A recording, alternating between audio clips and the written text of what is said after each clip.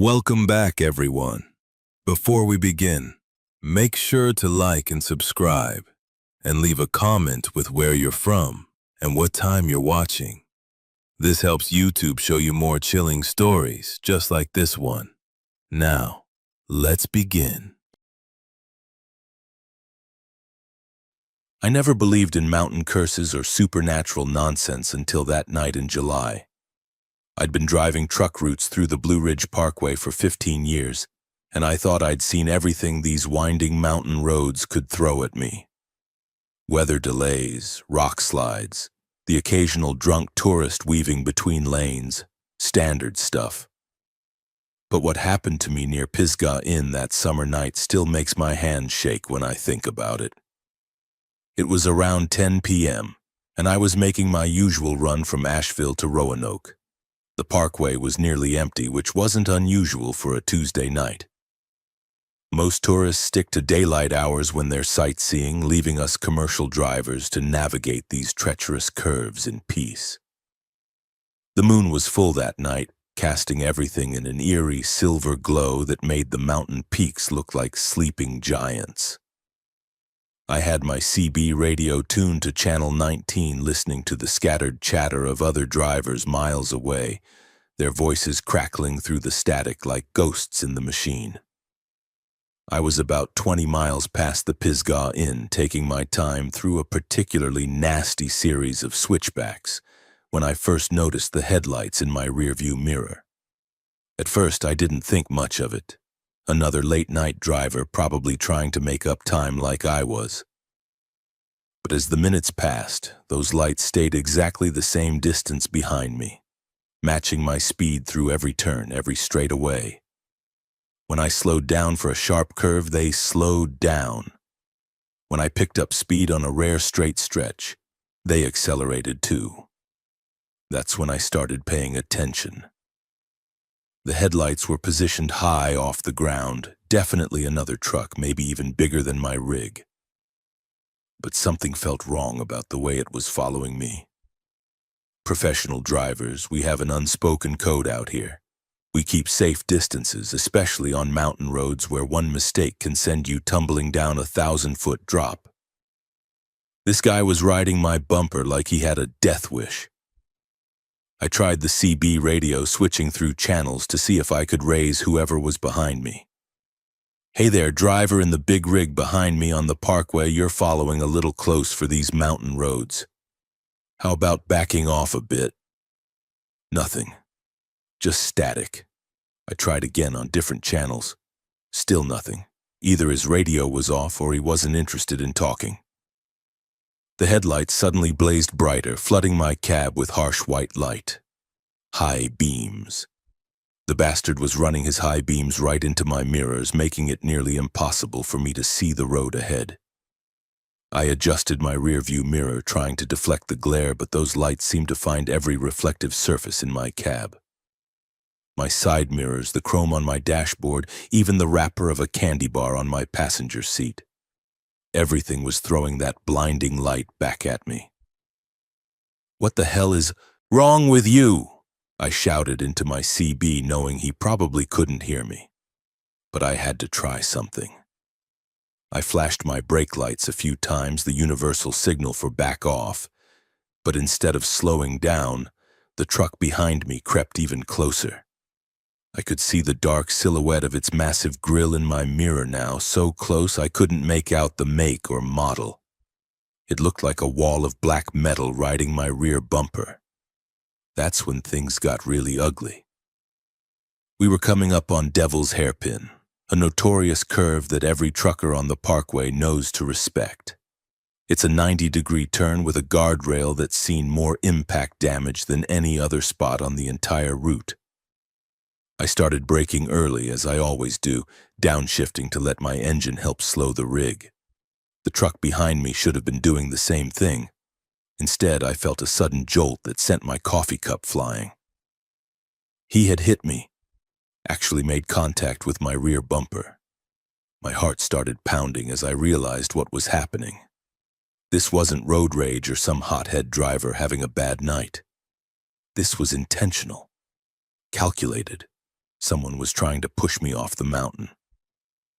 I keyed my CB again, this time broadcasting on the emergency channel. Mayday, Mayday, this is eastbound on the Blue Ridge Parkway near Devil's Hairpin. I've got a truck trying to ram me off the road. Anyone out there, please respond. The only answer was the eternal static of these dead mountain valleys where radio signals go to die. The truck hit me again, harder this time, and I felt my trailer start to fishtail. 20 years of experience kicked in, and I managed to straighten out, but I was running out of room. The guardrail was on my right, and beyond that, nothing but 1,000 feet of empty air and rocky mountainside. To my left was a sheer rock wall that would crumple my cab like a beer can if I got forced into it. I floored the accelerator, trying to put some distance between us, but my fully loaded rig was no match for whatever monster was behind me. The speedometer climbed past safe speeds for these curves, but I didn't have a choice. It was either risk taking a curve too fast or let this lunatic push me over the edge. The headlights were so close now they weren't even visible in my mirrors anymore. I could hear the roar of the other truck's engine, a deep rumbling growl that seemed to shake the mountains themselves. It sounded wrong, too loud, too powerful, like something that belonged in a monster truck rally instead of on a public highway. We crested a small hill, and for just a moment I could see the road stretching out ahead of us. Another series of curves dropping down into a valley with pullouts and scenic overlooks dotting the route. I had an idea. There was a runaway truck ramp about a mile ahead designed for drivers whose brakes fail on the steep mountain grades. If I could time it right, maybe I could use it to escape. But as we started down the hill, something impossible happened. The truck behind me just stopped. Not slowed down, not pulled over, stopped. Like someone had hit an invisible wall. 1 second those blinding headlights were filling my mirrors, and the next second they were gone, completely gone. I kept driving for another mile before I had the courage to slow down and look back. The road behind me was empty. Not just empty of traffic, but empty in a way that felt unnatural, like a void had opened up and swallowed whatever had been chasing me. The moonlight that had been so bright earlier now seemed dim and cold, barely illuminating the asphalt. I pulled into the next overlook and sat there for 20 minutes, engine running, hands shaking as I tried to process what had just happened. I called the state police on my cell phone as soon as I got signal, but what was I going to tell them? That a ghost truck had tried to kill me? That something had chased me through the mountains and then vanished into thin air? I never did figure out what happened that night. I've driven that same route hundreds of times since then, but I always make sure to do it during daylight hours. Because whatever was behind those headlights, whatever was driving that truck, I don't think it was human. And I don't think it's done with the Blue Ridge Parkway. Sometimes late at night when I'm lying in my sleeper berth at a truck stop, I still hear that engine growling in my dreams. And I know that somewhere out there in those dark mountain curves, it's still hunting. My girlfriend Sarah and I had been planning this Blue Ridge Parkway trip for months. We'd saved up enough for a long weekend getaway, mapping out all the scenic overlooks and romantic spots we wanted to visit. Sarah had this thing about mountain sunsets. She collected photographs of them like some people collect stamps. So when we reached the overlook near Spruce Pine around 8:30 that evening in late September, with the sky painted in brilliant oranges and purples, I knew we'd be there for a while. The overlook was one of those postcard perfect spots that make you understand why people fall in love with the Blue Ridge Mountains. A stone wall separated the parking area from a dramatic drop-off, and beyond that, layer after layer of mountain ridges stretched to the horizon like frozen waves. Sarah was in photographer heaven, clicking away with her camera while I leaned against our Honda Civic, just enjoying the cool mountain air and the peaceful silence. We'd been there maybe 20 minutes when I heard the rumble of an engine coming up the parkway. Not unusual. plenty of people chase sunsets on these mountain roads. But when the vehicle pulled into the overlook, something immediately felt off. Instead of parking at the far end of the lot like most visitors do, giving everyone space to enjoy the view, this beat-up pickup truck parked right next to us. I mean right next to us, close enough that the driver would have to squeeze between our cars to get out. The truck was an older model, maybe from the 90s, with rust eating away at the wheel wells and a cracked windshield that spiderwebbed across the passenger side. The engine ticked and pinged as it cooled, making irregular sounds that suggested it wasn't well maintained. But what bothered me most was that nobody got out. The driver just sat there behind the wheel, a dark silhouette barely visible through the dirty glass. Sarah noticed it too. She lowered her camera and gave me that look, the one that said something was wrong without having to speak. I walked over to her, keeping my voice low. "You about ready to head out?" I asked, though we both knew she usually spent at least an hour at spots like this. She nodded immediately, understanding the subtext. As we packed up her camera gear, I kept glancing over at the pickup. Still no movement from inside, but I could feel eyes on us. You know that sensation when someone's watching you and every instinct in your body screams danger. That's what was crawling up my spine as we loaded our car. The sun was setting fast now, and the parking lot was falling into shadow while the mountains still glowed in the distance. We got in our car and I started the engine, but as I began to back out, the pickup's engine roared to life too. I told myself it was just coincidence. Maybe they were leaving at the same time.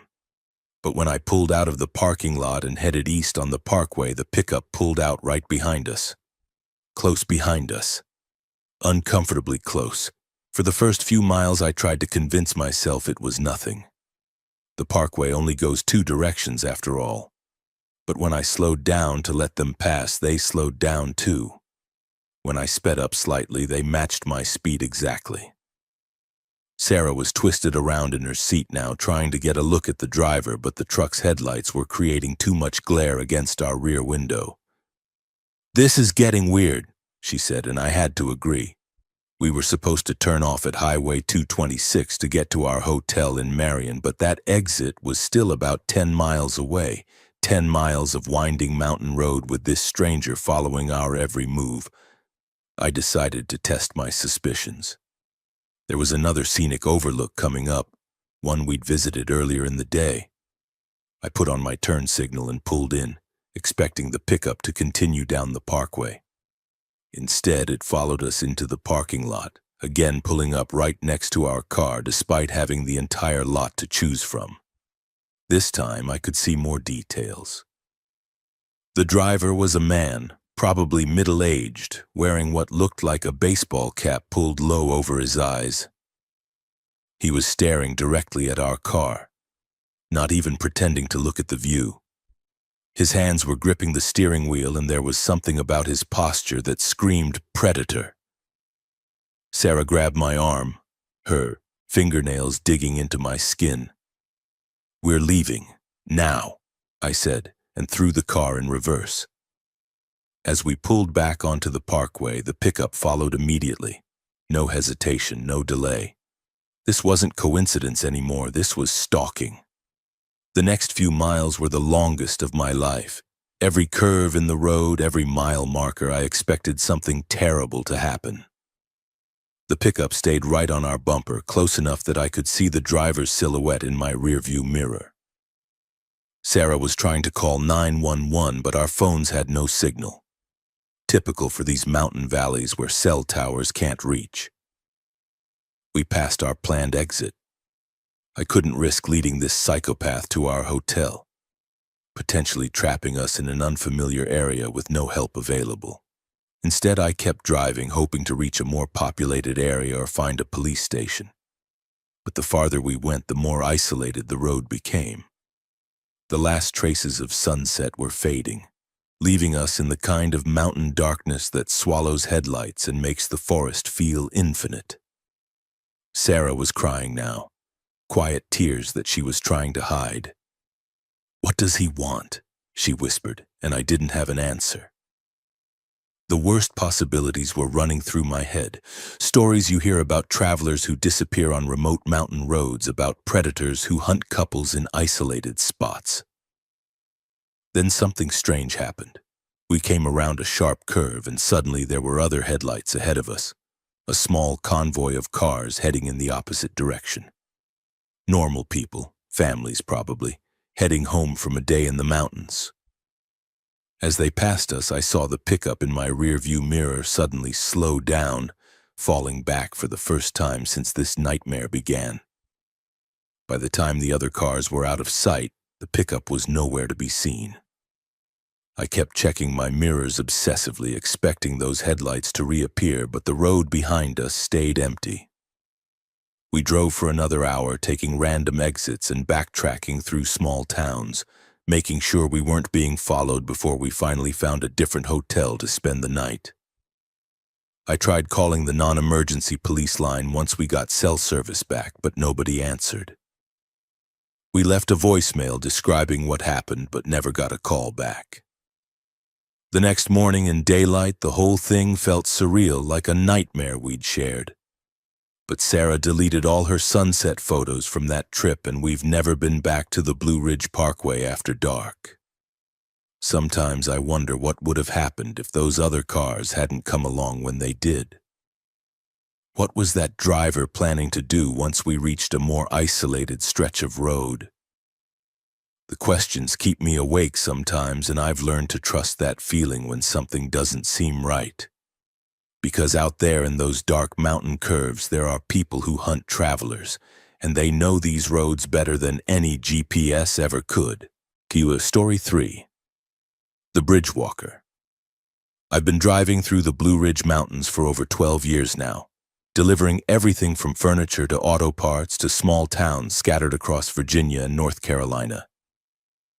You get to know these roads intimately when you drive them week after week, month after month. Every curve, every bridge, every scenic overlook becomes as familiar as your own driveway. So when something's out of place, when something doesn't belong, you notice it immediately. That's what happened to me on a foggy October night that I still can't explain, no matter how many times I've tried to rationalize what I saw. I was making my usual Wednesday night run from Roanoke down to Asheville, carrying a load of restaurant equipment for a new place that was opening downtown. The weather had been clear when I left Virginia, but as I descended into the mountain valleys, a thick fog started rolling in from the hollows. Not unusual for this time of year. October nights in the Blue Ridge can be unpredictable, with temperature changes that create these sudden walls of mist that seem to appear out of nowhere. By 9:30 p.m., visibility had dropped to maybe 50 feet in front of my headlights, turning the familiar parkway into an alien landscape. I was taking my time, running about 15 miles under the speed limit, when I approached the stone bridge near Grandfather Mountain. It's an old Works Progress Administration bridge from the 1930s, built with that distinctive stonework that makes these mountain roads feel timeless. The bridge spans a deep gorge, maybe 200 feet down to a rocky creek bed, and it's always been one of my favorite spots on the route during daylight hours. At night, especially in fog like this, it takes on a completely different character, ancient and ominous, like something from a Gothic novel. As my headlights cut through the mist and illuminated the bridge approach, I saw him. A man standing on the bridge right in the middle of the roadway, perfectly motionless. Not on the sidewalk that runs along the stone railing, not off to the side where a reasonable person might stand, directly in the center of my lane, facing away from me toward the far end of the bridge. I hit my brakes and downshifted, bringing my rig to a gradual stop about 30 feet away from him. My first thought was that he might be having car trouble, maybe his vehicle had broken down and he was trying to flag down help. But as I sat there with my engine idling, studying the situation, several things struck me as wrong. First, there was no broken down car anywhere on the bridge. Second, he wasn't moving at all, not waving for help, not even turning to look at my truck, despite the fact that my headlights and the rumble of my diesel engine should have gotten his attention immediately. I rolled down my window and called out, "Hey there, you need help?" My voice echoed off the stone walls of the bridge, but the man didn't respond, didn't even acknowledge that he'd heard me. He just stood there in the same position, arms at his sides, perfectly still like a statue. In the swirling fog and the harsh glare of my headlights, I couldn't make out many details about him. He appeared to be wearing dark clothing, maybe a jacket or coat, and he seemed to be average height and build. But there was something about his posture, something about the absolute stillness of his stance, that sent a chill through me. I considered getting out of my truck to check on him, but something told me that would be a mistake. Maybe it was the way he ignored my calls, or maybe it was just the general creepiness of the whole situation, but every instinct I had was screaming at me to stay in my cab. Instead, I tried honking my horn, a few short blasts that should have startled anyone within a mile radius. The man didn't even flinch. After sitting there for maybe 5 minutes, watching him stand motionless in my headlights, I made a decision. I had a delivery schedule to keep, and standing around staring at some stranger wasn't getting my load to Asheville. I put the truck in gear and slowly drove around him, giving him as wide a berth as possible while staying on the bridge. As I passed, I got my best look at him through my passenger window, but the fog and the angle made it difficult to see his face clearly. What I could see disturbed me. He appeared to be staring straight ahead with an unnatural intensity, as if he was watching something in the distance that I couldn't see. I continued across the bridge and down the mountain, but the encounter stuck with me. Something about the whole situation felt fundamentally wrong, like a piece of reality that had been displaced. I tried to focus on my driving, but I kept glancing in my rearview mirrors, half expecting to see the man following me somehow. The fog was getting thicker, and the familiar landmarks of the parkway were becoming increasingly obscured. About 20 minutes later, I realized I'd made a navigational error. In the thick fog and my distraction over the strange encounter, I'd missed my usual turnoff and ended up on a section of road I didn't recognize. Rather than continue and risk getting more lost, I decided to turn around and backtrack to a landmark I knew. It meant I'd have to cross that same bridge again, but at least I'd be heading in the right direction. The return trip to the bridge took about 15 minutes, and as I approached it for the second time that night, I was already scanning the roadway for the mysterious figure. I had my story ready. If he was still there blocking traffic, I was going to call the state police regardless of whether I had cell service or not. Someone standing in the middle of a mountain highway at night was a danger to himself and other drivers. But when my headlights illuminated the bridge the second time, it was completely empty. No man in dark clothing, no motionless figure staring into the fog, nothing but wet pavement stretching across the stone span. I drove slowly across the entire length of the bridge, looking carefully in all directions, but there was no trace of anyone. No footprints in the moisture on the pavement, no indication that anyone had been there at all. I stopped my truck in the same spot where I'd encountered him before and got out, something I hadn't been willing to do during the first encounter. The fog was still thick, but I walked the entire width of the bridge, checking the pedestrian walkway, looking over the stone railings, even using the flashlight from my phone to peer into the shadows. Nothing. Absolutely nothing to indicate where the man could have gone. The bridge is a solid stone structure with railings on both sides. There's nowhere to hide, nowhere to go except forward or backward along the roadway, or over the side into the gorge below. But the drop from the bridge to the creek bed is easily 200 feet over jagged rocks. Nobody could survive that fall, and even if they could, I would have heard the impact or seen some sign of it. Standing there in the fog, trying to piece together what I'd witnessed, I felt a deep unease settling into my bones. In my 12 years of driving these mountains, I'd seen plenty of strange things, Fog that plays tricks with your eyes, shadows that look like people or animals until you get closer. The normal optical illusions that come with night driving on unfamiliar roads. But this was different. This wasn't a trick of light or a case of mistaken identity.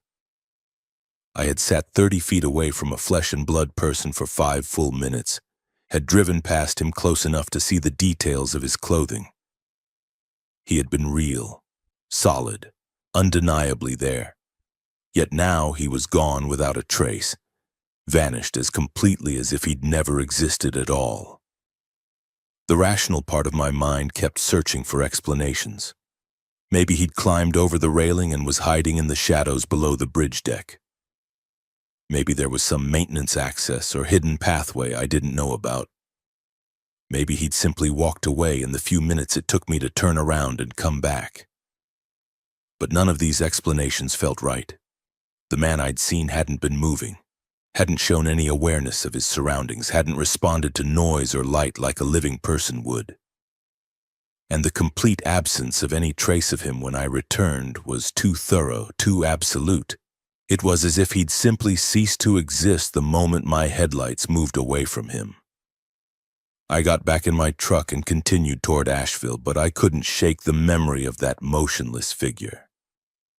Over the next few weeks, I found myself taking alternate routes to avoid that particular bridge, telling myself it was just coincidence or that I was trying different scenic paths.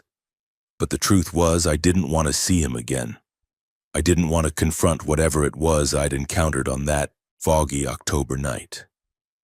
Eventually, curiosity got the better of me, and I started asking other drivers about the bridge.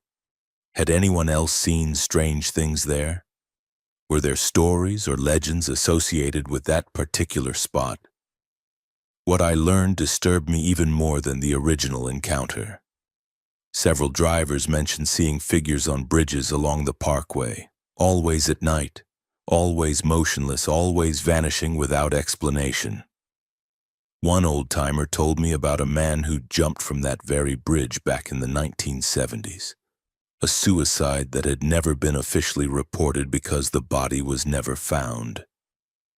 Whether that story was true or not, whether what I saw was the ghost of a jumper or something else entirely, I'll never know.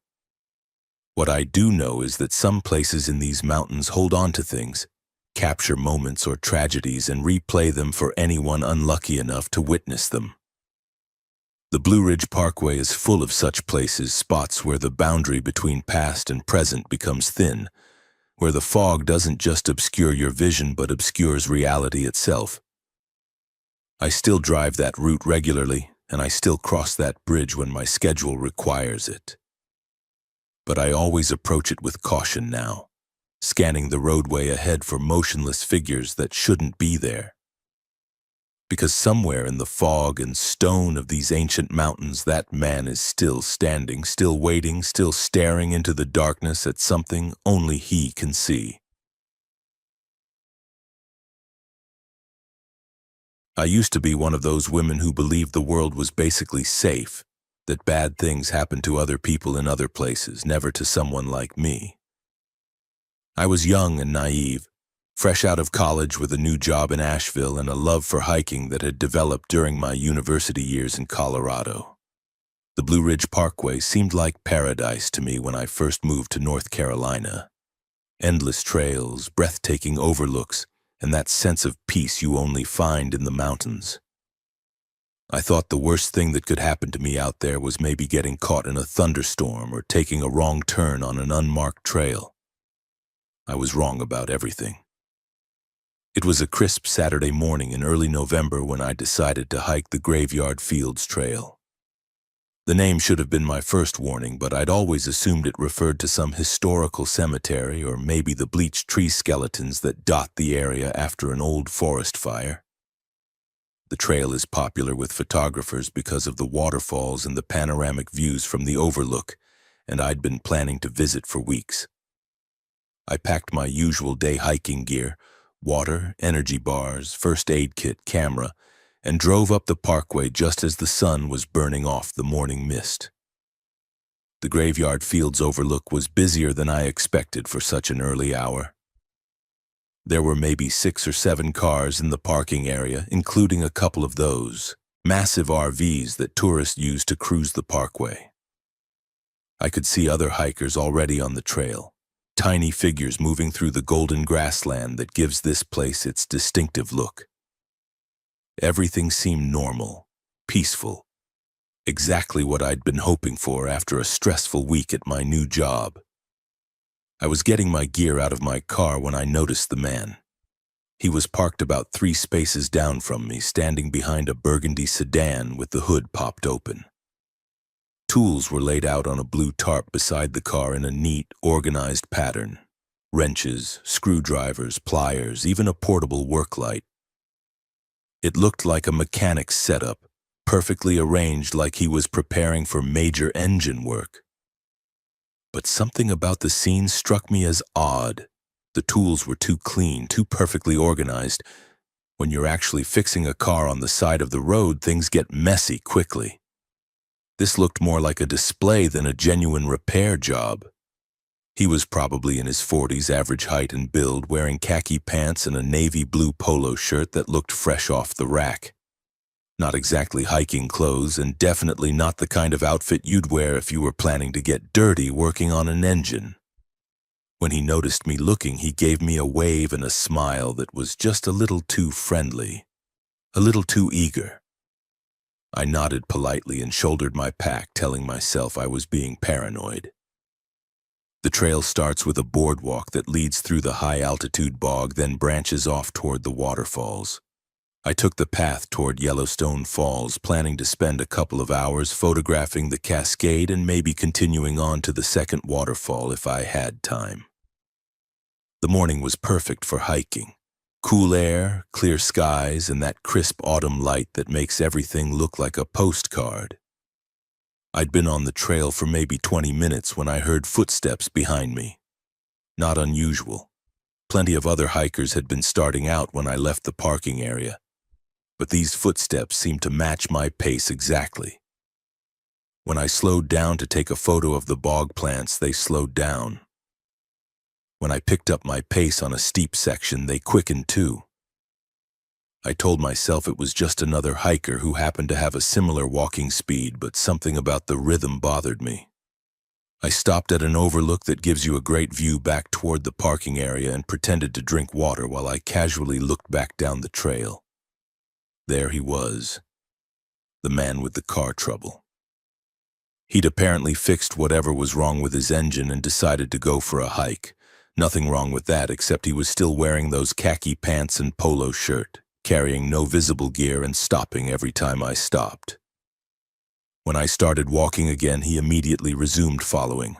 My stomach started to tighten with the first real hint of fear.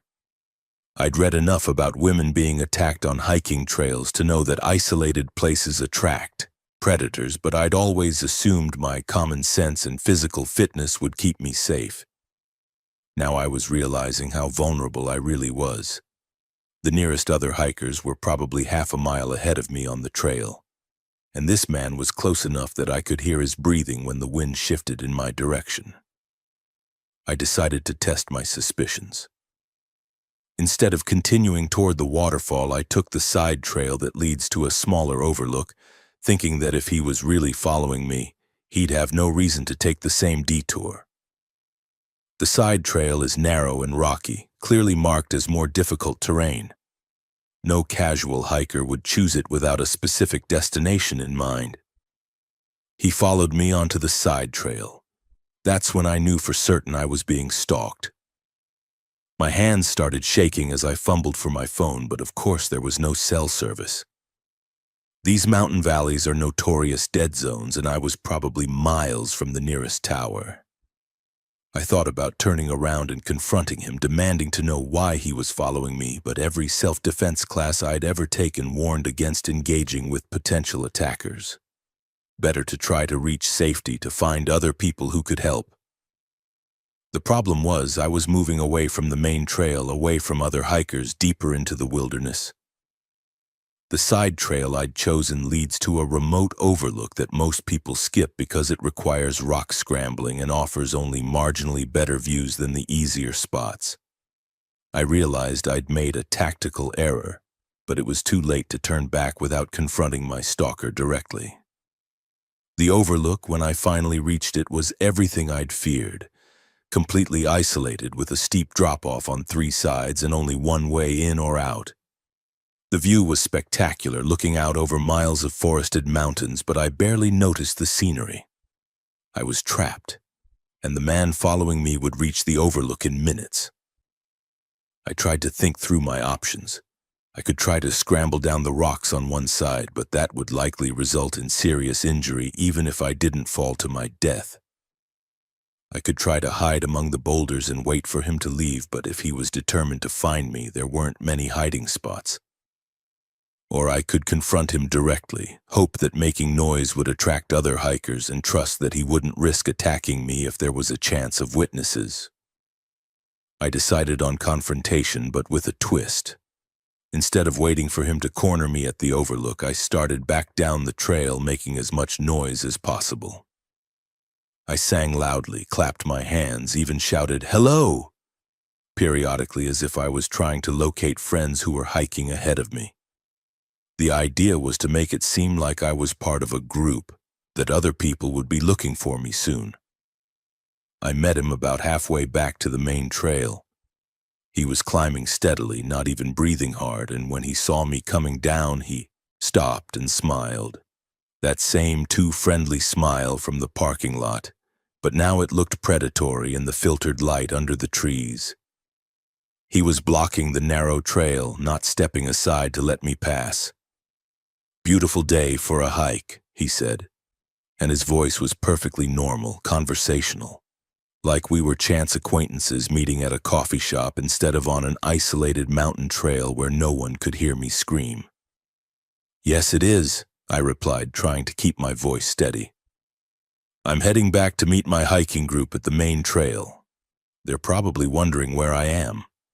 I emphasized the word group, hoping to plant the idea that people would be looking for me soon. His smile faltered slightly. "Oh, I didn't see anyone else when I started up this way. Are you sure they came this direction?" The question confirmed my worst fears. He'd been watching me closely enough to know I was alone, had probably been planning this encounter since the parking lot. I pushed past him on the narrow trail, trying to maintain casual body language while every instinct screamed at me to run. "They're probably at the waterfall by now," I said over my shoulder, walking as fast as I dared on the uneven terrain. "Thanks for the company, but I really need to catch up with them."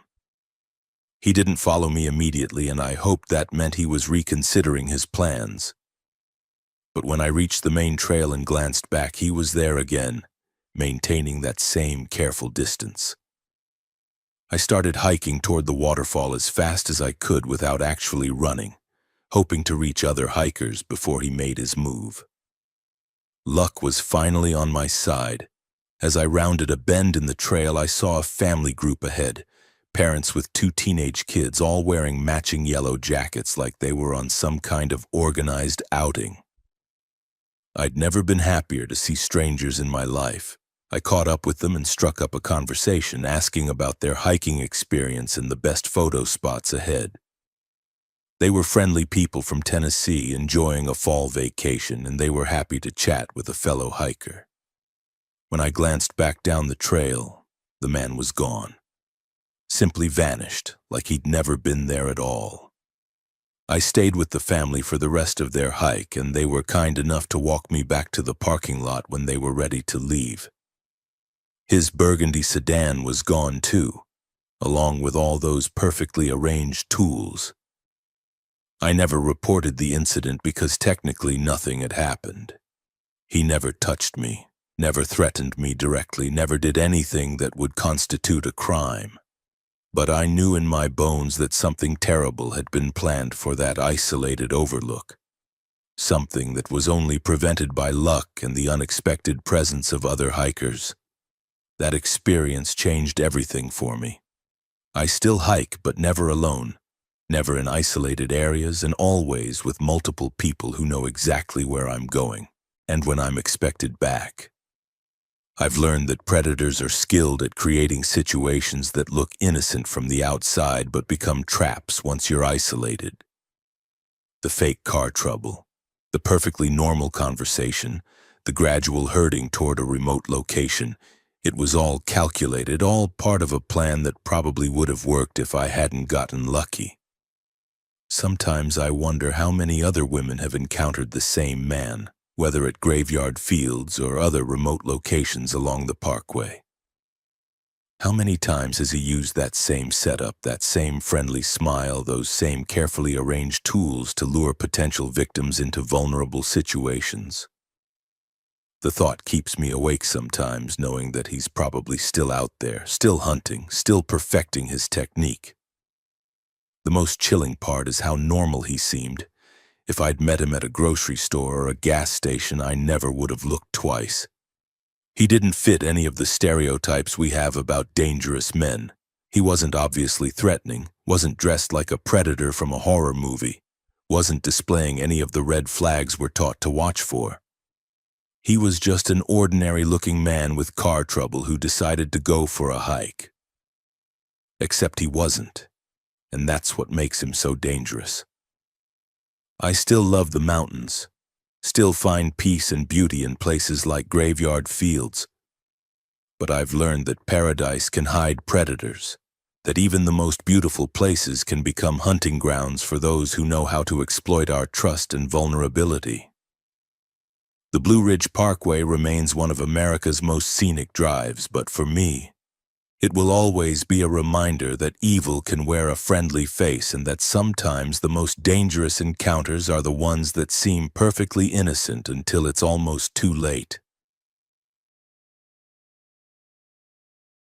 My granddaddy used to tell stories about the old ways, the things that lived in these ancient peaks long before the parkway carved its ribbon of asphalt through their domain. Most folks these days dismiss that kind of talk as mountain superstition, backward thinking from a bygone era. But when you've spent your whole life in the shadow of these ridges, when you've heard the sounds that echo through the valleys on moonless nights, you learn to respect the warnings passed down through generations of mountain folk. I make my living as a delivery driver, mostly servicing the remote communities and tourist lodges scattered along the Blue Ridge Parkway. It's work that keeps me on these mountain roads at all hours, often long after the last tourist has headed back to their comfortable hotels in Asheville or Boone. I know every curve, every overlook, every mile marker between Grandfather Mountain and Mount Mitchell. These roads are as familiar to me as the lines on my own palm, but familiarity breeds a dangerous kind of complacency that almost got me killed last November. It was a Tuesday night, around 11:30, and I was finishing up my last delivery of the day to a hunting lodge near Rough Ridge. The November air was crisp and thin, carrying that sharp mountain scent of dying leaves and wood smoke from distant cabins. I'd made this run dozens of times before, winding through the serpentine curves with my headlights cutting through darkness so complete it felt like driving through black velvet. The moon was new that night, which meant the only light for miles around came from my truck's beams and the occasional glow of a porch light from some isolated cabin tucked back in the trees. I was about halfway back to civilization, descending through a particularly remote stretch where the parkway snakes along the edge of a deep valley, when I heard it for the first time. A whistle, clear and melodic, drifting through the trees from somewhere off to my left. At first I figured it was just someone out late, maybe a hunter making his way back to camp or a local walking his dog.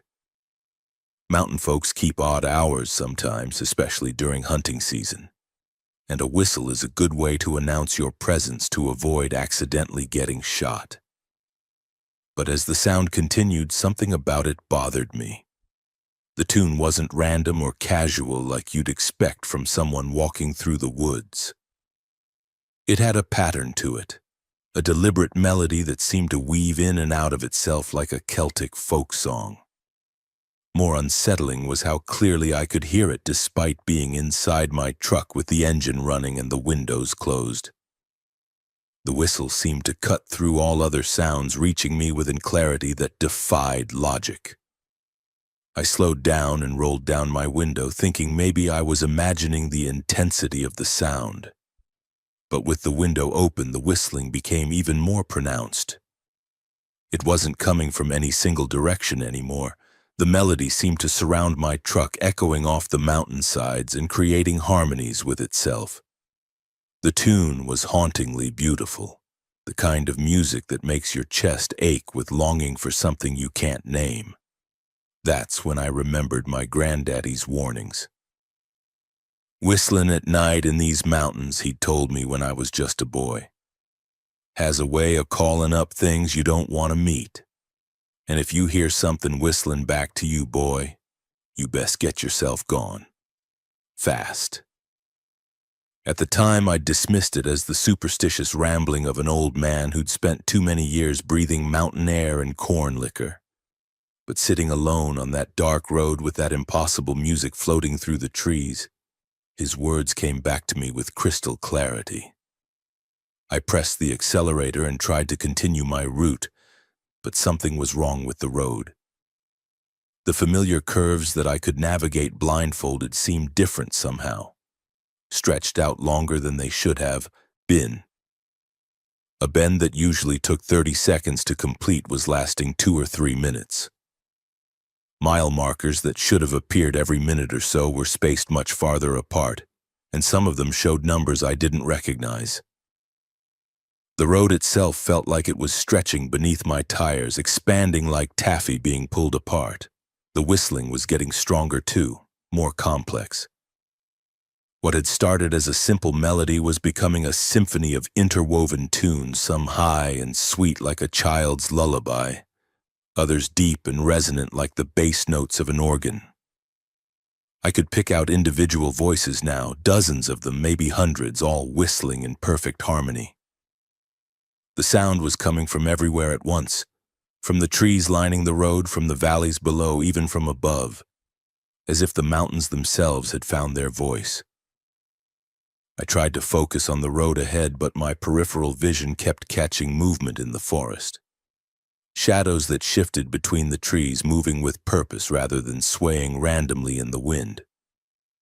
When I tried to look directly at them, they'd vanish, but the moment I turned my attention back to driving, they'd reappear at the edge of my sight.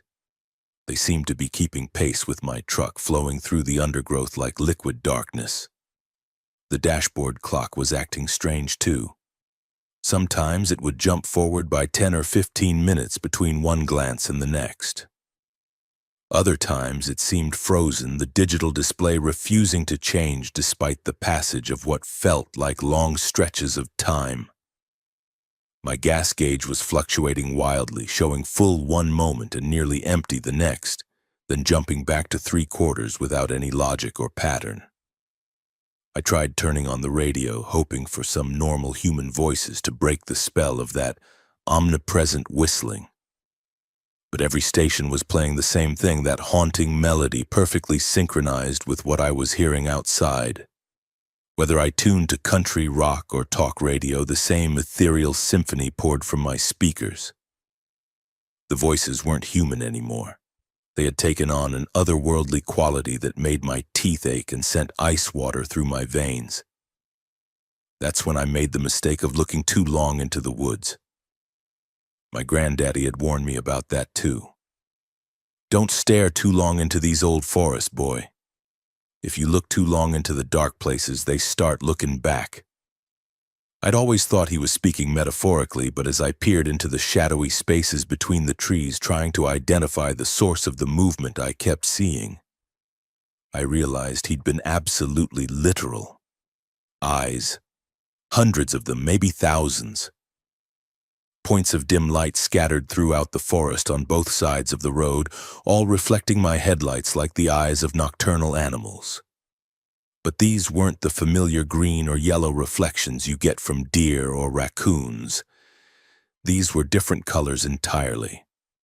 Deep blues and purples, silvery whites, and burnished golds, some of them shifting and changing hue as I watched. They were positioned at impossible heights, some low to the ground like you'd expect from forest creatures, others floating 10 or 15 feet up in the air where no earthbound animal could possibly be. The eyes weren't just reflecting light passively either. They were studying me, following the movement of my truck with an intelligence that sent primal fear shooting through every nerve in my body. I could feel the weight of their collective gaze, the pressure of being observed and evaluated by something vast and incomprehensible. The whistling grew more intense whenever I looked at them directly, as if my attention was somehow feeding whatever was producing that hypnotic music. I don't know how long I drove through that nightmare landscape. The clock on my dashboard had completely given up any pretense of accuracy, cycling randomly through different times like a slot machine. My speedometer showed impossible readings, sometimes indicating I was traveling at 5 miles per hour when I was clearly moving much faster. Other times claiming I was doing 90 when I knew I was crawling along at a cautious pace. The very concept of time and distance seemed to have broken down on that stretch of road. What finally broke the spell was pure accident. In my growing panic, I'd been gripping the steering wheel so tightly that my hands were cramping. When I shifted my grip to relieve the tension, I accidentally hit the horn. The sharp, mechanical blast cut through the supernatural symphony like a knife, and suddenly everything changed. The whistling stopped. The eyes vanished. The road snapped back to its proper dimensions like a rubber band being released. My dashboard instruments resumed their normal behavior, and the familiar landmarks I'd been looking for suddenly appeared exactly where they should have been. I found myself at the intersection with Highway 105, less than 5 miles from my starting point, though I felt like I'd been driving for hours through an endless, impossible landscape. I pulled over at the first gas station I came to, hands shaking so badly I could barely turn off the engine. The attendant was a local guy I'd known for years, and he took one look at me and asked if I was all right. I must have looked like I'd seen a ghost, which wasn't far from the truth. When I tried to explain what had happened, he just nodded knowingly and poured me a cup of coffee without asking if I wanted one. "You've been driving the Parkway after dark," he said. It wasn't a question. My daddy used to say these mountains got their own rules, especially when the moon's dark and the old songs start up. You hear that whistling, you don't whistle back. You don't look too hard into the trees. And you sure don't stop to investigate. He handed me the coffee and fixed me with a stare that carried generations of mountain wisdom. Something's been in these hills longer than the Cherokee, longer than the first white settlers, maybe longer than humans altogether. They don't mean us harm necessarily, but we ain't meant to see 'em either. Best to just keep driving and mind your own business. I finished my coffee and got back on the road, but I took the interstate home instead of the Parkway. Since that night, I've changed my delivery schedule to avoid the mountain roads after sunset. I still make my living on these winding highways, but I do it during daylight hours when the ancient things that call these peaks home are sleeping in whatever dark places they retreat to when the sun rises. Sometimes on particularly quiet nights when the wind is still and the moon is dark, I can hear faint echoes of that whistling drifting down from the ridges above my house. It's distant and barely audible, like music from another world bleeding through the veil that separates our reality from theirs. When I hear it, I go inside and lock my doors and turn up the television loud enough to drown out the sound. Because I learned that night on the Parkway that some invitations are too dangerous to accept, and some songs are too old and powerful for human ears to safely hear. My granddaddy was right about these mountains. They hold secrets that predate human civilization, mysteries that our modern minds aren't equipped to understand. The Blue Ridge Parkway may be a marvel of engineering and a testament to human ingenuity, but it's built through territory that belonged to something else first. And on dark nights when the old songs start up, those ancient residents make sure we remember exactly who the mountains really belong to. I've always been a night owl, someone who feels more comfortable driving when the roads are empty and the world is quiet. Maybe it comes from 23 years of working third shift at the textile mill before I retired, or maybe I'm just wired differently than most people. Either way, when my daughter invited me to visit her new place in Boone last September, I decided to make the drive from Greenville at night, taking the scenic route up the Blue Ridge Parkway instead of the faster interstate. It was a decision that changed everything I thought I knew about reality. The parkway at night is a completely different creature than during the day. Without the distraction of scenic vistas and tourist traffic, you become acutely aware of just how isolated and primitive these mountains really are. Your headlights create a small bubble of civilization moving through an ocean of ancient wilderness, and beyond that bubble, anything could be waiting. I'd driven mountain roads my whole life, but there was something different about that particular night. An electric tension in the air that made the hair on my arms stand up even inside the warmth of my car. I was about an hour into the drive, somewhere between Mount Mitchell and Grandfather Mountain, when the fog started rolling in. It didn't come gradually like you'd expect mountain fog to behave. Instead, it appeared suddenly as if someone had thrown a switch and activated some massive fog machine hidden in the valleys. One moment I could see the reflective markers stretching ahead of me down the roadway, and the next moment I was driving through a wall of gray cotton that reduced my visibility to maybe 20 feet in any direction. I slowed way down, naturally, and turned on my hazard lights. The fog was so thick it seemed almost solid, like driving through clouds at airplane altitude. My headlights just bounced back at me, creating more glare than illumination. I'd driven through plenty of mountain fog over the years, but this felt different somehow, heavier and more oppressive than normal weather patterns. There was also something unsettling about the way it moved, swirling in patterns that seemed too deliberate to be natural wind currents. The road I was on featured one of those notorious sections where the parkway hugs the edge of a mountain with a sheer drop-off on the right side that plunges hundreds of feet down into a rocky ravine. During the day, there's a guardrail and warning signs to keep vehicles safely away from the edge, but at night in heavy fog, you're essentially flying blind through one of the most dangerous stretches of highway in the entire Appalachian system. I was crawling along at maybe 15 miles per hour, watching for the white line that marked the road's edge, when my headlights caught something that shouldn't have been there. A figure was standing in the road ahead of me, right in the center of my lane. At first glance through the fog, it looked like a person, tall, dark, and motionless. My immediate assumption was that someone had broken down and was trying to flag down help, or maybe a confused tourist who'd gotten disoriented in the fog and wandered into the roadway. I slowed down even more and prepared to stop, but as I got closer, details began to emerge that didn't make sense. The figure wasn't waving or showing any signs of distress. It was just standing there, perfectly still, facing away from me toward the drop-off. Its posture was rigid, almost military in its straightness, with arms hanging at its sides and head held at an unnatural angle, tilted slightly to one side like it was listening to something I couldn't hear. The proportions seemed wrong too, though I couldn't immediately identify what was bothering me. It was definitely human-shaped, but something about the length of the limbs or the width of the shoulders struck me as subtly off. I stopped about 30 feet away and put the car in park, leaving the engine running and the headlights pointed at the figure.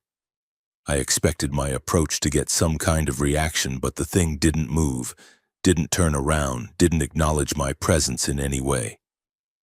It just stood there in my headlight beams like a statue, completely motionless despite the swirling fog that was moving everything else in the area. I rolled down my window and called out, "Hey, you okay? Do you need help?" My voice echoed strangely in the fog, seeming to bounce back from directions that didn't make geometric sense. The figure didn't respond, didn't even twitch. I tried again, louder this time. "Sir, you're standing in the middle of the road. It's not safe." Still nothing. That's when I noticed something that made my blood run cold. The fog was moving around the figure in a way that defied physics. Instead of flowing past it like it should have, the gray wisps were bending around the shape, creating clear spaces that outlined its form perfectly. It was like watching water flow around a rock in a stream, except this was happening with air currents and moisture. The figure was somehow displacing the fog without creating the turbulence patterns you'd expect from a solid object. I sat there for maybe 5 minutes, engine idling, trying to decide what to do. Getting out of the car seemed like a bad idea given the dangerous road conditions and poor visibility. But I couldn't just drive around this person either. The road was too narrow and the drop-off was too close. I tried honking my horn, thinking the sound might snap them out of whatever trance they were in. The horn blast echoed through the mountains, but the figure remained motionless.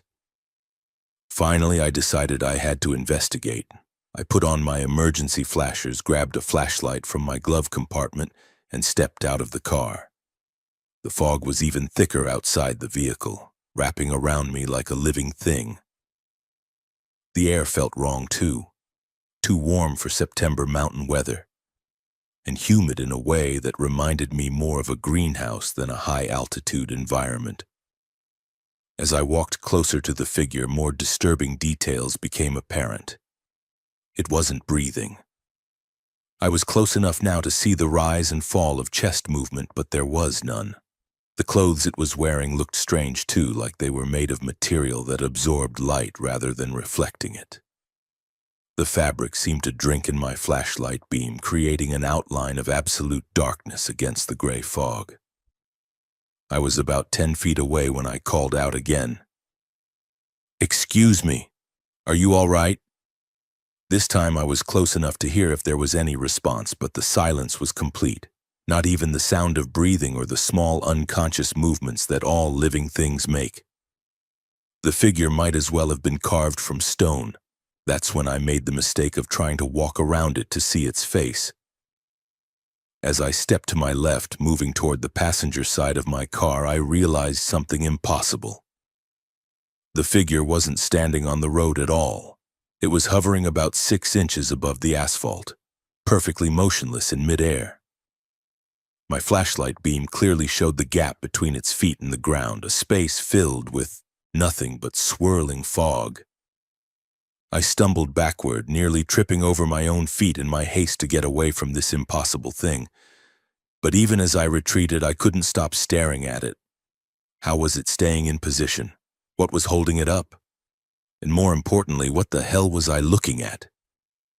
The fog seemed to respond to my growing fear, thickening even more until I could barely see my own car 15 feet away. The temperature dropped suddenly, going from unseasonably warm to cold enough that I could see my breath. My flashlight began to flicker, the beam growing weaker despite having fresh batteries.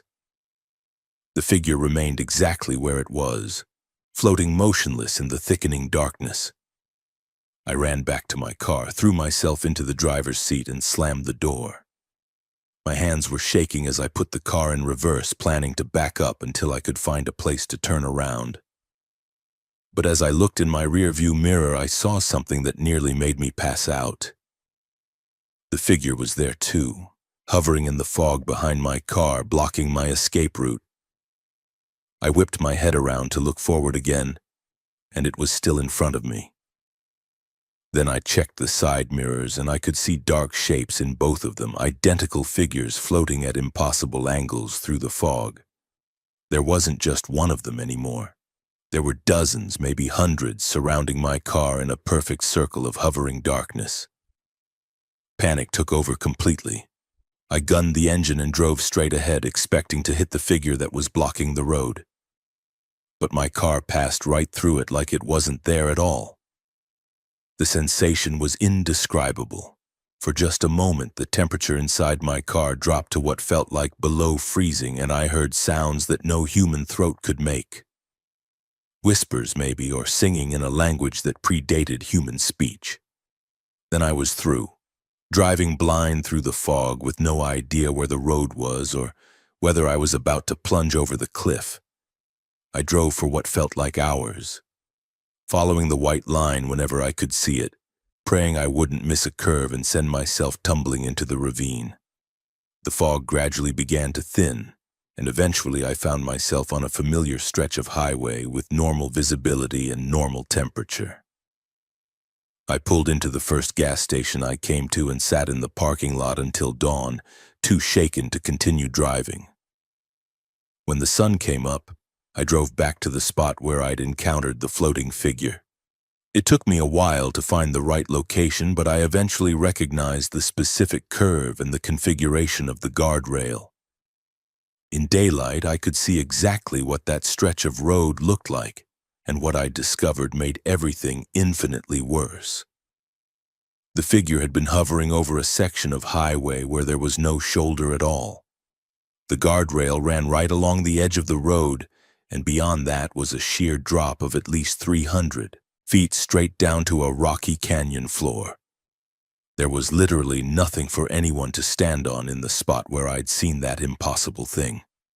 No ledge, no outcropping, no hidden platform. Just empty air over a deadly drop.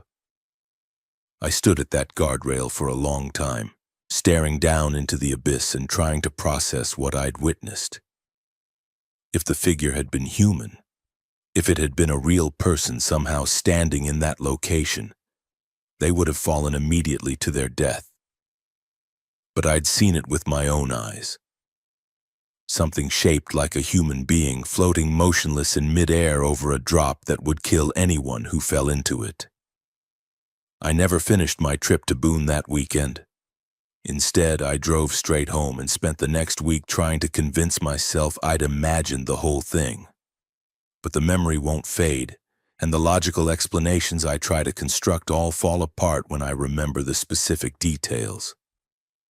The way the fog moved around the figure, the complete absence of breathing or movement, the impossible physics of something hovering in empty air. I don't drive the Blue Ridge Parkway at night anymore. I stick to the interstate when I travel, even though it takes longer and isn't nearly as scenic. Because I know now that there are things in those ancient mountains that don't follow the rules of reality as we understand them. Things that can appear solid enough to block a road but insubstantial enough to pass through. Things that hover over deadly drops and watch the highway with purposes we can't comprehend. Sometimes I wonder if other drivers have seen them too, those floating figures in the fog. Maybe that explains some of the mysterious accidents that happen on mountain roads, cars that go over guardrails for no apparent reason. Maybe some drivers don't pass through those hovering shapes unharmed like I did. Maybe some of them join whatever impossible gathering waits in the fog, adding their own dark silhouettes to the circle of watchers that guard the most dangerous curves of the Blue Ridge Parkway. My name is Ashley Coleman, and I need to tell someone what happened to me on the Blue Ridge Parkway last October. I've tried talking to friends about it, but they look at me like I've lost my mind. I've considered going to the police, but what would I tell them? That I saw something impossible dart across a mountain road? That whatever it was moved with a speed and agility that no earthbound creature should possess? They'd probably suggest I see a psychiatrist, and maybe they'd be right. But I know what I saw, and I know it wasn't human. I'd been going through a rough patch in my life. My divorce had just been finalized. I'd lost my job at the automotive plant due to layoffs, and I was feeling like everything I'd built over the past 15 years was crumbling around me. My therapist suggested I needed some time to decompress and rediscover what made me happy, so I decided to take a solo trip to the mountains. There's something about the Blue Ridge that has always called to me, maybe because my grandmother used to take me camping there when I was a kid. She'd tell me stories about the Cherokee who used to call these peaks home, about the spirits that still wandered the ancient forests, about the magic that lingered in places where civilization hadn't quite managed to tame the wilderness. I'd booked a cabin rental near Maggie Valley for a long weekend, planning to do some hiking, maybe some fishing, and mostly just to sit quietly and figure out what direction my life should take next. The cabin was rustic but comfortable, perched on a hillside with a perfect view of the surrounding mountains. I'd spent Friday and Saturday exploring some of the easier trails, reacquainting myself with the peace I'd always found in these hills. By Sunday evening, I was feeling more centered than I had in months. The overlook where it happened was just a few miles from my cabin, a scenic pullout that offered one of the most spectacular sunset views in the entire region. I'd discovered it accidentally on my first evening when I'd taken a wrong turn and ended up on a lesser-known spur road that wound its way up to a small parking area carved into the mountainside. The view from there encompassed miles of rolling peaks, layer after layer of ridgelines fading into the distance like brushstrokes on a canvas painted in every shade of blue and purple imaginable. I'd made it a ritual to drive up there each evening to watch the sunset, bringing a thermos of coffee and my grandmother's old wool blanket to ward off the mountain chill. It was exactly the kind of peaceful, solitary experience I needed to help heal the wounds that the past year had opened in my soul. The overlook was rarely visited by tourists, probably because it wasn't marked on most maps and required driving several miles up a narrow, winding road that many people would find intimidating. That isolation was exactly what I craved. Sunday evening was perfect for sunset watching. The October air was crisp and clean, carrying the scent of dying leaves and wood smoke from distant cabins. The sky was clear except for a few high, wispy clouds that would catch and reflect the sun's final rays in spectacular fashion. I arrived at the overlook around 6:30, giving myself plenty of time to get settled before the show began. The parking area was empty as it had been every other evening I'd visited. I was completely alone on the mountain, surrounded by thousands of acres of pristine wilderness.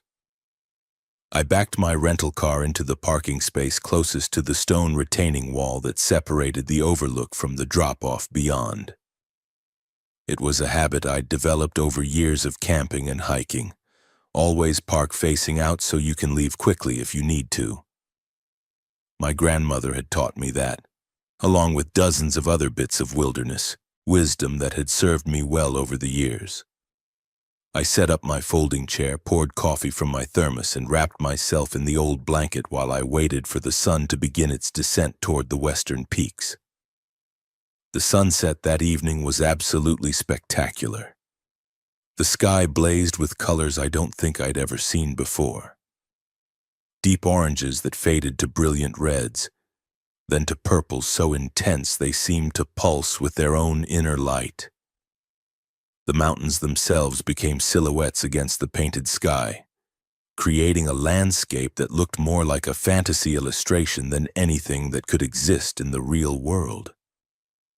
I sat there transfixed, watching the light show unfold across the heavens, feeling more at peace than I had since before my marriage started falling apart. As the sun disappeared behind the western ridgeline, the sky began its slow fade from brilliant colors to the deep blue of mountain twilight. This was always my favorite part of the evening ritual, the quiet time when the day surrendered to night and the mountains settled into their ancient slumber.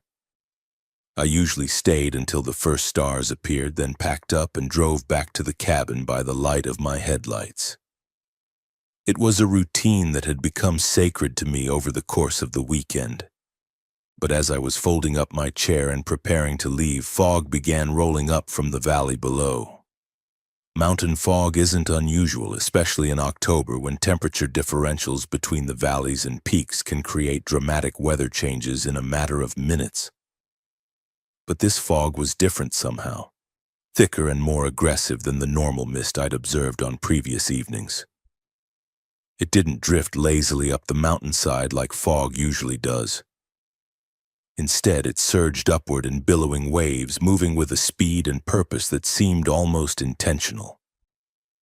Within minutes, the overlook was completely engulfed. The fog was so dense I could barely see my own car, despite it being parked less than 10 feet away. The temperature dropped suddenly, going from pleasantly cool to genuinely cold in the span of a few seconds. I hurried to pack up my gear, eager to get back to the warmth and safety of the cabin before the fog made driving completely impossible. I was putting my folding chair in the trunk when I heard something that made me freeze. Movement in the fog, somewhere off to my left near the edge of the overlook. Not the random shifting you'd expect from mist swirling in air currents, but deliberate, purposeful movement that suggested something large was making its way through the gray curtain that surrounded me. The sound was subtle but unmistakable, the soft whisper of something brushing against the sparse mountain vegetation, the faint crunch of footsteps on gravel and fallen leaves. I closed the trunk as quietly as I could and stood perfectly still, listening intently. For a moment, there was nothing but the sound of my own breathing and the gentle whisper of fog moving through the trees. Then I heard it again, closer this time and more defined. Footsteps, definitely footsteps, but spaced too far apart to be human. Whatever was walking through the fog near me was taking strides that covered more ground than any person could manage without running. Every instinct I possessed was screaming at me to get in the car and leave immediately. My grandmother's voice echoed in my memory. All those warnings she'd given me about respecting the wilderness and the things that called it home. When the mountains get quiet and the fog rolls in, she used to say, that's when the old things come out to walk. Best to be somewhere else when that happens, Ashley. Some things ain't meant for human eyes to see. I fumbled for my car keys, trying to be as quiet as possible while fighting the panic that was rising in my throat. The footsteps were getting closer, circling around the parking area with a patience that felt predatory. Whatever was out there in the fog knew I was here, and it was taking its time deciding what to do about my presence. I managed to unlock the car door without making too much noise, but as I reached for the handle, the footsteps stopped completely. The silence that followed was more terrifying than the movement had been. In that absolute quiet, I could feel something watching me, studying me with an intelligence that made my skin crawl. The fog seemed to press closer around my car, thickening until I couldn't see more than a few inches in any direction. The air itself felt heavy and oppressive, charged with a tension that made my hair stand on end and filled my mouth with the metallic taste of fear. I yanked open the car door and threw myself into the driver's seat, slamming the door behind me and immediately hitting the lock button. My hands were shaking so badly I could barely get the key into the ignition, but I managed to start the engine on the second try. I turned on my headlights, hoping to cut through the fog enough to navigate the narrow road back down the mountain, but the beams just bounced back at me, creating more glare than illumination. As I put the car in drive and began to creep forward, something huge dashed across the road directly in front of my car. I caught just a glimpse of it in my headlight beams, a massive dark shape moving with impossible speed from the left side of the road to the right. It was there and gone in less than a second, but that brief sighting burned itself into my memory with perfect clarity. The thing was enormous, easily 8 feet tall and built like nothing I'd ever seen before. Its limbs were impossibly long and thin, stretching out from a torso that seemed too narrow to support such length. It moved with a fluid, almost liquid grace that defied every law of physics I thought I understood. The speed at which it crossed the road was beyond anything that should have been possible for something of that size. It wasn't running or leaping. It was flowing, like water poured from a great height. But what terrified me most was the way it moved. There was no sound of footsteps hitting pavement, no rustle of vegetation being disturbed, no indication that it was a physical creature interacting with the physical world. It passed through the beam of my headlights like a shadow given substance, there and gone so quickly that I might have convinced myself I'd imagined it, if not for the absolute certainty of what I'd witnessed. I slammed on the brakes instinctively, but the thing was already gone, vanished into the fog on the far side of the road as if it had never existed at all. I sat there for what felt like hours but was probably only seconds, engine running, heart pounding so hard I could hear it over the sound of the motor. The fog pressed against my windows like something alive, and I had the unshakable feeling that whatever I'd just seen was still out there, still watching, still deciding whether I was a threat or merely an inconvenience.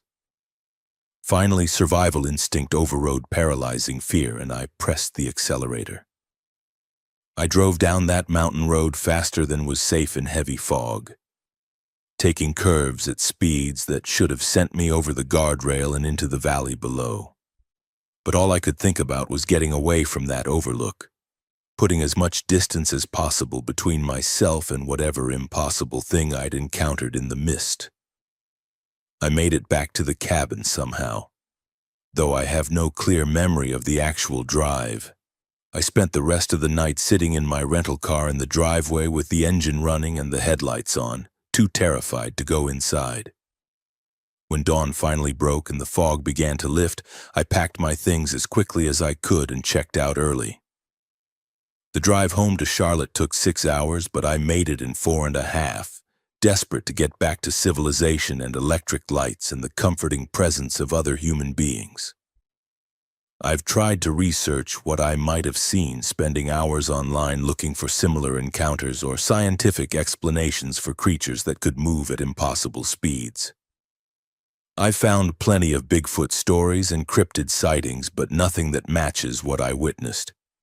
The thing I saw wasn't just large or unusual.